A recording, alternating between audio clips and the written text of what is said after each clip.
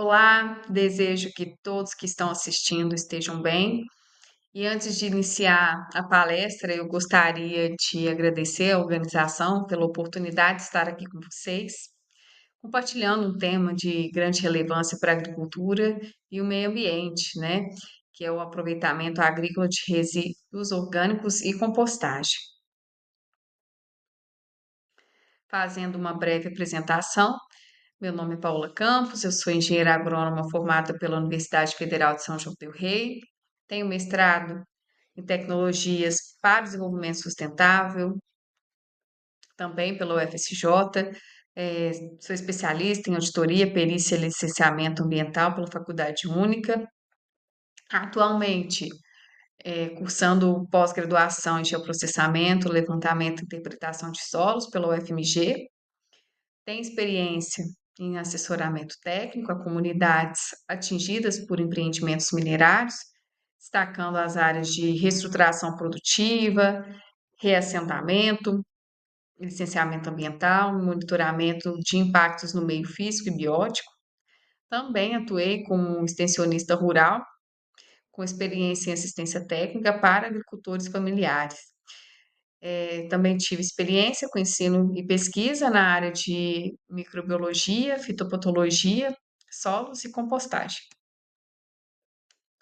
Iniciando o assunto de aproveitamento de resíduos, é importante falar sobre a Lei 12.305 de 2010. Essa lei, ela estabelece a Política Nacional de Resíduos Sólidos e ela trouxe diretrizes importantes para o tratamento de resíduos no Brasil. E entre as principais responsabilidades definidas pela lei está a implantação dos sistemas de compostagem.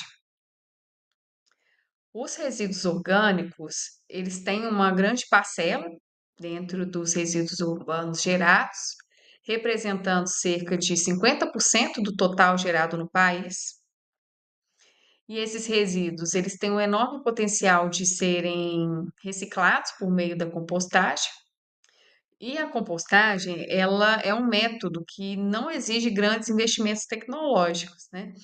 Ela é uma ferramenta muito acessível para a educação ambiental, só que, infelizmente, a realidade dentro de muitos municípios não é essa, né? Ainda falta muito para a implantação da Política Nacional de Resíduos Sólidos em sua integridade, principalmente o estabelecimento do método de compostagem de resíduos orgânicos, e esses resíduos acabam indo parar em aterros sanitários. Então, ainda há um longo caminho para explorar o potencial da compostagem como uma política pública. E o aproveitamento dos resíduos orgânicos, ele é uma forma de reduzir os problemas ambientais causados pelo modelo atual de produção e consumo, né?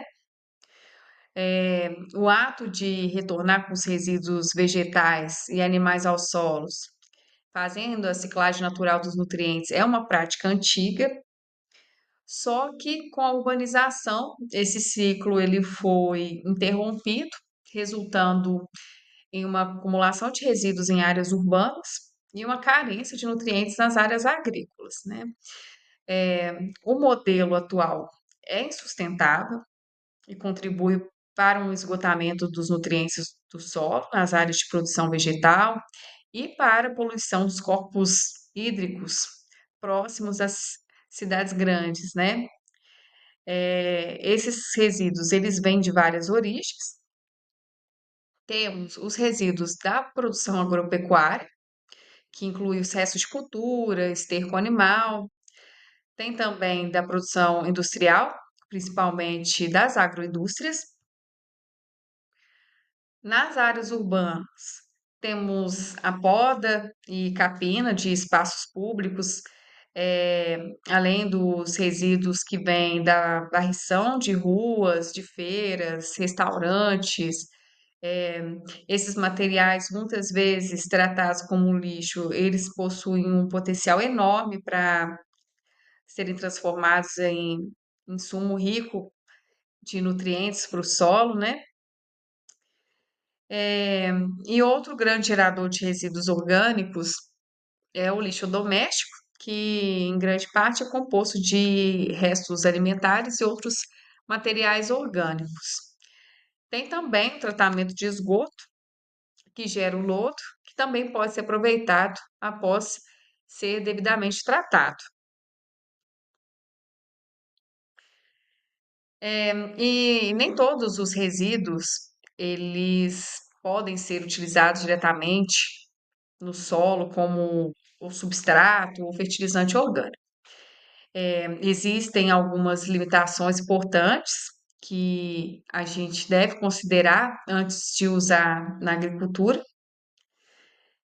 Primeiro, que muitos resíduos eles não são estabilizados, o que significa ainda que estão nas fases de decomposição e pode gerar um mau cheiro, atrair pragas, prejudicar o desenvolvimento das plantas, né?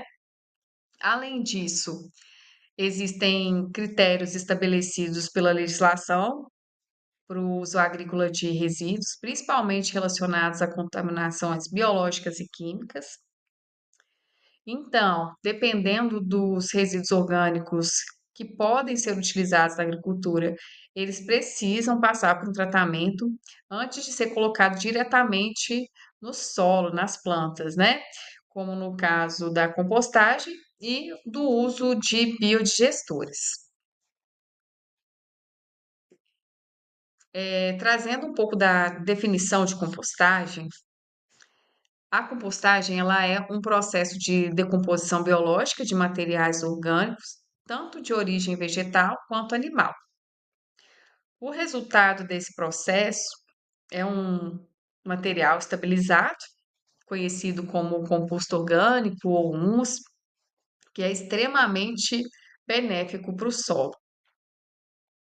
E esse processo ele é realizado por uma diversidade de micro-organismos, incluindo os fungos, as bactérias, além de insetos, que desempenham um papel fundamental na decomposição desses resíduos. Na maior parte dos casos, a compostagem ela é um processo aeróbico, ou seja, realizado pela presença de oxigênio, mas também existem processos anaeróbicos que ocorrem na ausência de oxigênio, como no caso do uso de biodigestores.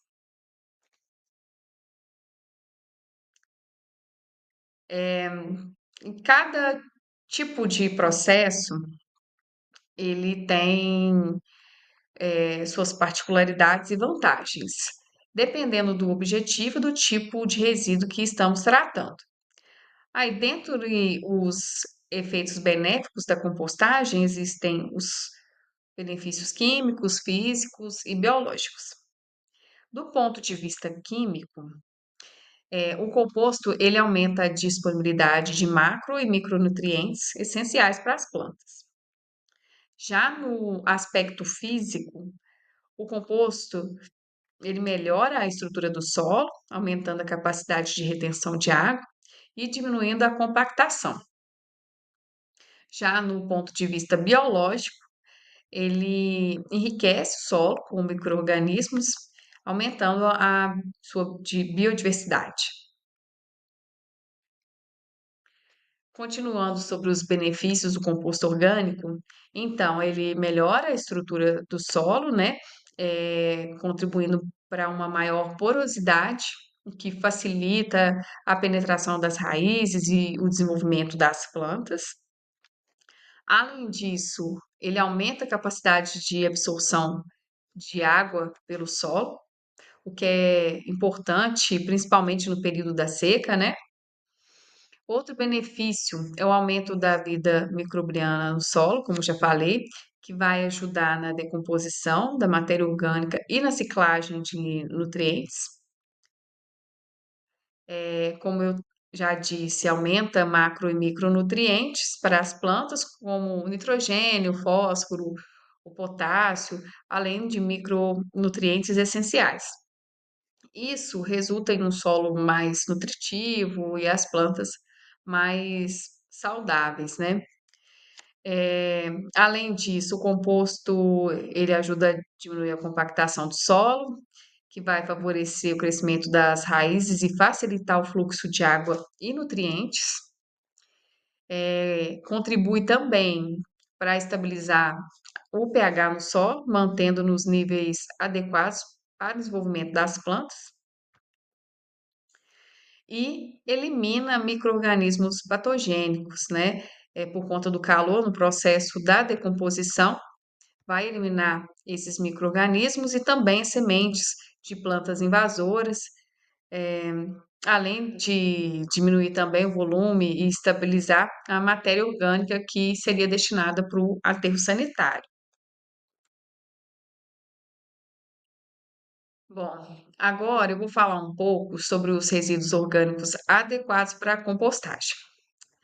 É necessário haver mistura de materiais para garantir que os micro-organismos envolvidos no processo eles tenham recursos e energia para fazer o processo de decomposição. Primeiro, precisamos de fontes de carbono, como palha, serragem, bagaço de cana, paras de poda, entre outros materiais que são ricos em carbonos, porque eles são importantes para como fonte de energia para os micro-organismos atuarem na compostagem. As fontes de carbono também, ela ajuda a manter a estrutura da pilha de compostagem, garantindo espaços para circulação de ar. Em seguida, temos as fontes de nitrogênio, como esterco, as tortas vegetais, os resíduos de abatedouro. Eh, Esses materiais, eles são ricos em nitrogênio, que é necessário, para o crescimento e a reprodução desses micro-organismos. Então, tem que haver o equilíbrio entre as fontes de carbono e nitrogênio, pois os micro-organismos eles precisam dos dois elementos em proporções adequadas para desempenharem suas funções. Além disso, precisa haver água e oxigênio na compostagem. A água, ela é importante para manter a umidade adequada, pois os micro-organismos precisam de um ambiente úmido para sobreviver e realizar a decomposição da matéria. Já o oxigênio é necessário para os micro-organismos, que são, em sua maioria, aeróbios, né? Então, para que o processo ocorra, e isso evita também a formação de odores desagradáveis.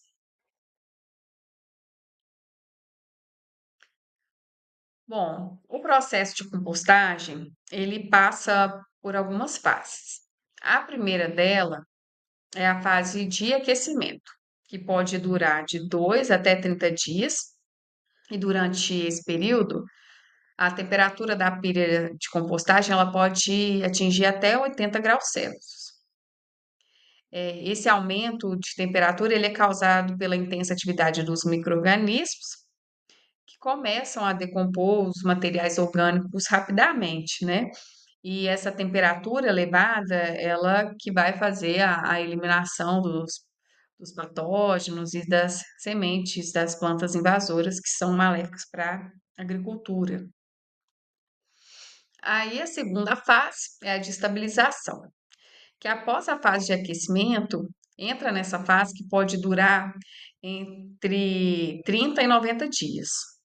E durante essa fase, a atividade dos micro-organismos diminui e a temperatura da pilha de compostagem ela começa a se reduzir gradualmente até atingir a temperatura ambiente. Aí é nessa fase que o composto ele se torna estabilizado e pronto para o uso. Ele vai apresentar uma coloração escura, uma textura semelhante a um solo fértil, que a gente chama de humus, substrato ou composto mesmo, né?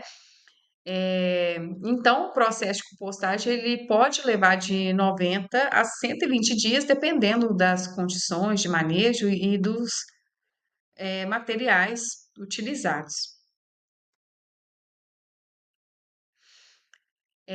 E para garantir que o processo de compostagem ele ocorra de maneira eficiente, a gente precisa controlar alguns parâmetros. Primeiro, eu vou falar da aeração. A compostagem, ela, como eu já disse, ela é um processo aeróbico, né? Ela precisa de oxigênio para que os micro-organismos façam decomposição da matéria orgânica. Aí, sem o oxigênio, o processo vai se tornar anaeróbico, gerando mau cheiro e reduzindo a qualidade do composto. E dependendo da compostagem, é, quando há o revolvimento, ele pode ser feito uma vez na semana ou a cada 3 dias para promover essa aeração. O segundo ponto é a umidade. A umidade ela é necessária para a atividade dos micro-organismos, como eu já disse, para que eles sobrevivam e realizem a decomposição. O ideal é manter uma umidade que permita que o composto ele fique úmido ao toque, mas não encharcado, porque uma umidade baixa ela vai inibir a atividade dos micro-organismos, enquanto o excesso de água vai reduzir a disponibilidade de oxigênio. Então, é importante fazer esse monitoramento ali da umidade no processo de compostagem. Tamanho das partículas. Isso influencia diretamente na taxa de decomposição. As partículas muito pequenas, elas aumentam a superfície de contato para os micro-organismos, o que vai acelerar o processo de compostagem. Só que é importante não exagerar, pois as partículas muito pequenas, elas podem compactar, o material e reduzir a aeração. Então, o ideal na literatura é que essas partículas elas têm um tamanho de 2 a, a 4 centímetros. Então, muitos produtores que fazem compostagem utilizam máquinas para triturar os materiais, né? Que ajuda bastante. Já a relação carbono-nitrogênio, ela é um dos parâmetros mais importantes. O carbono é a fonte de energia para os micro-organismos, enquanto o nitrogênio ele é necessário para seu crescimento e reprodução, a produção de enzimas, né? Então, o equilíbrio ideal para a compostagem é uma relação CN em torno de 25 a 35 por 1. Se houver muito carbono, o processo de compostagem fica lento. Já se houver muito nitrogênio, pode haver emissão de amônia e maus odores. Outro parâmetro importante é o pH. O pH ele influencia diretamente na atividade microbiana, no início da decomposição, a liberação de ácidos pelos micro-organismos. Então, no início do processo, o ambiente fica mais acidificado e ele vai se mantendo mais para o final da compostagem, uma faixa neutra, alcalino, chegando em torno de um pH de 6,5 a 8. Quando chega nesse nível de pH, é um sinal que o composto está se estabilizando ou se estabilizou. Então, é um parâmetro interessante para avaliar também o estágio do processo de compostagem, né? Outro parâmetro importante é o tipo de composteira, seja uma leira, uma composteira doméstica ou um reator industrial, cada um vai ter sua particularidade que precisa ser ajustada para obter o melhor controle de todos esses fatores.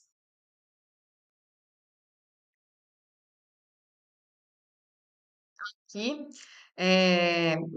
temos uma tabela que mostra a composição química de alguns restos vegetais que são de interesse como matéria-prima para compostagem. A tabela ela nos apresenta o percentual de matéria orgânica, o teor de nitrogênio e a relação CN desses materiais. E como discutimos anteriormente, a relação CN ela é essencial para um processo de compostagem eficiente, né? Nessa tabela, vemos que materiais como a palha de arroz, por exemplo, têm uma alta relação CN, de 39 para 1. Isso significa que é um material rico em carbono, mas necessita de uma fonte de nitrogênio para complementar e equilibrar a mistura de compostagem. Aqui, por outro lado, material como o capim napier, verde e a crotalária possuem uma CN mais baixa, por exemplo. Esses materiais são mais ricos em nitrogênio e ideal para ser misturado com materiais ricos em carbono. E a compostagem, ela pode ser adaptada de várias formas, dependendo dos recursos disponíveis e dos objetivos. Primeiramente, temos a estrutura física de condução da compostagem, que pode variar desde leiras simples a baias, composteiras, reatores e até minhocários. Outro ponto importante são os organismos envolvidos. Na compostagem participam desde micro-organismos nativos, inoculantes, que são adicionados para acelerar o processo, o uso de minhocas, outros organismos que ajudam na degradação do material orgânico. Também tem a variedade de matérias-primas, onde diferentes materiais orgânicos podem ser compostados. Cada um contribui de forma diferente para o equilíbrio da relação de carbono e nitrogênio. O tempo de compostagem varia muito dependendo do tipo de material, das condições de manejo, da estrutura utilizada, né?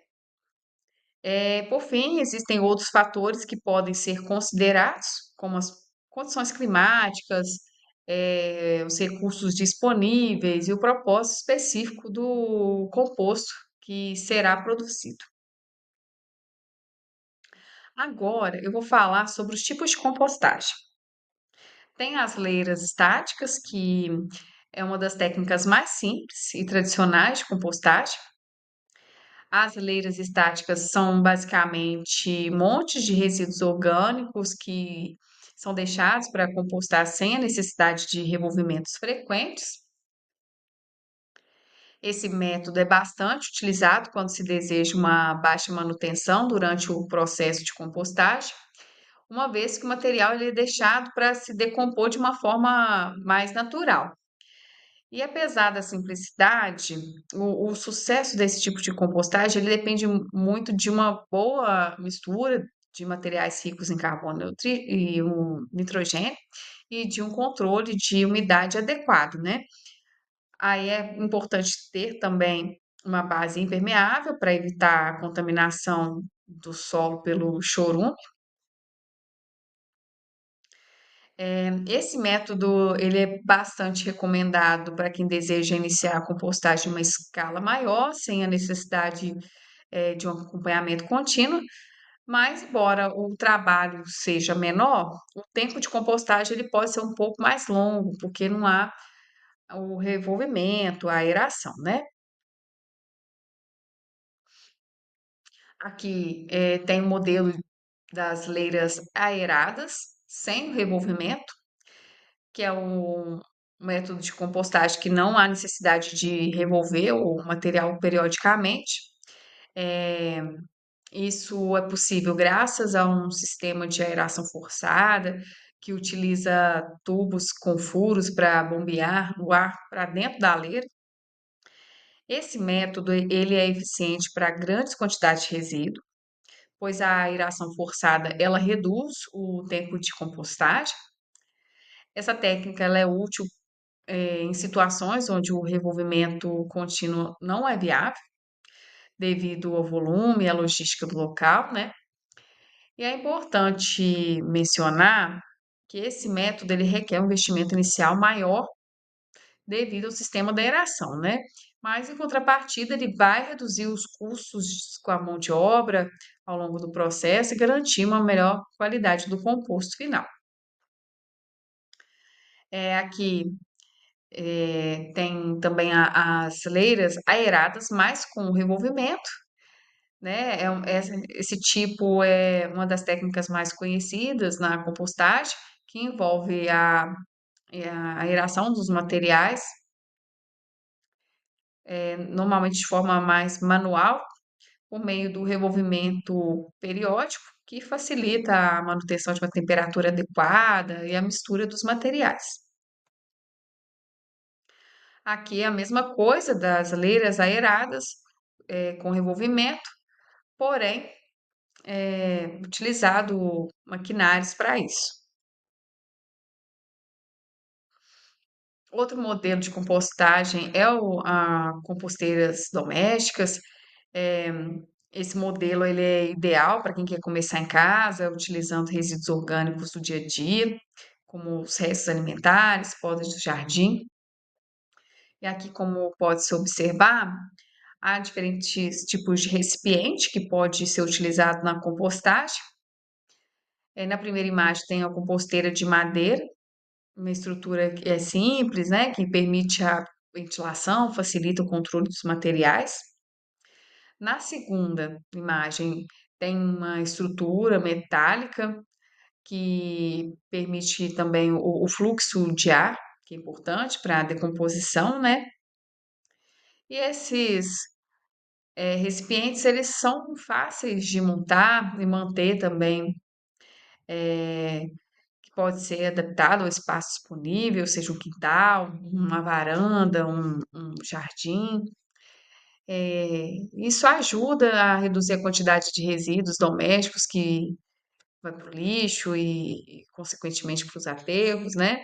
Produzindo ainda um composto orgânico rico para ser utilizado no cultivo de plantas e hortas. Tem também a compostagem doméstica com minhocas, conhecido como a vermicompostagem.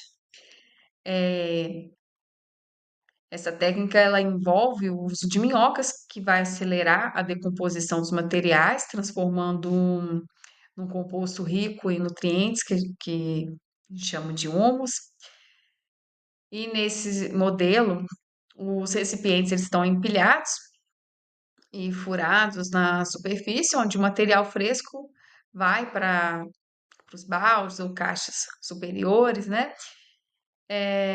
Enquanto as minhocas, elas se movem entre os andares, decompondo o material. Aí, na última caixa, vai coletando o chorume, derivado do processo, que pode ser diluído e ser utilizado como um fertilizante líquido. Aqui coloquei esse recorte do site da Embrapa Agrobiologia. Para quem deseja se aprofundar na compostagem, tem muito material bom disponível na internet. O site da Embrapa é um exemplo que tem materiais que ensinam a fazer compostagem, falando sobre os resíduos adequados, a quantidade de materiais, ensina o passo a passo para os diferentes métodos de compostagem. Acaba que essa palestra é um pouco curta para aprofundar mais nas técnicas, no modo de fazer, mas é um assunto muito comum que é possível achar aí na literatura e na internet com facilidade. E para facilitar na definição das quantidades, os tipos de materiais, para atender aquela proporção da relação carbono e nitrogênio que eu falei anteriormente, entre 25 a 35 para 1, tem essa ferramenta excelente da Embrapa, que é uma planilha de Excel chamada Compost Calc. Ela permite calcular a proporção ideal das matérias-primas para o processo de compostagem e ela é muito útil para quem está começando a trabalhar com a compostagem, também para quem possui mais experiência. Ela busca uma maneira mais precisa na otimização ali dos materiais. Essa planilha também ajuda a calcular a proporção correta, né, dentre os materiais ricos em carbono e os ricos em nitrogênio, para chegar nessa relação ideal CN. E também ela tem uma tabela de valores de relação CN de diversos materiais. Aqui é a imagem da planilha, que daí é só preencher os campos, as células, com base nas informações dos materiais que serão utilizados na compostagem. Bom, para encerrar, eu gostaria de reforçar que a compostagem é uma prática essencial para a agricultura, para a redução de resíduos no meio ambiente, que transforma em um adubo rico em nutrientes para as plantas. A compostagem, ela é mais do que uma técnica, ela é uma atitude consciente. Eu espero que a palestra tenha inspirado cada um de vocês a ver o potencial que os resíduos orgânicos têm para se tornarem aliados da produção agrícola e da preservação ambiental. E no mais, muito obrigada a todos pela atenção e deixo à disposição o meu e-mail para responder qualquer dúvida de vocês. Obrigada.